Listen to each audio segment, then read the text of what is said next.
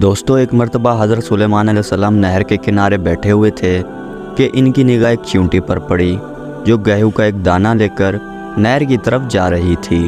हज़रत सुलेमान अलैहिस्सलाम इसको बहुत गौर से देखने लगे।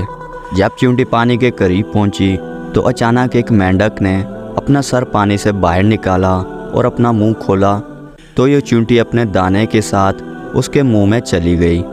मेंढक पानी में दाखिल हो गया और पानी ही में देर तक रहा। सुलेमान अलैहिस्सलाम इसको बहुत गौर से देखते रहे। ज़रा ही देर में मेंढक पानी से बाहर निकला और अपना मुंह खोला तो चींटी बाहर निकली, अलबत्ता इसके साथ दाना ना था। हज़रत सुलेमान अलैहिस्सलाम ने इसको बुलाकर मालूम किया कि क्या माजरा था और वो कहाँ गई थी। इसने बताया कि अल्लाह के नबी, आप जो नहर की तह में एक बड़ा खोखला पत्थर देख रहे हैं, इसके अंदर बहुत से अंधे कीड़े मकोड़े हैं।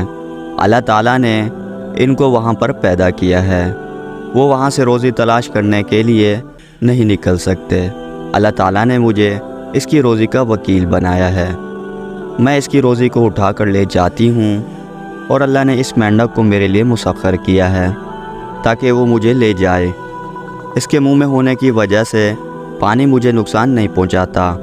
वो अपना मुंह बंद पत्थर के सुराख के सामने खोल देता है। मैं इसमें दाखिल हो जाती हूँ। जब मैं इसकी रोज़ी इस तक पहुँचाकर पत्थर के सुराख से इसके मुंह तक आती हूँ तो मेंढक मुझे मुंह से बाहर निकाल देता है। हज़रत सुलेमान अलैहिस्सलाम ने कहा, क्या तूने इन कीड़ों की किसी तस्बीह को सुना?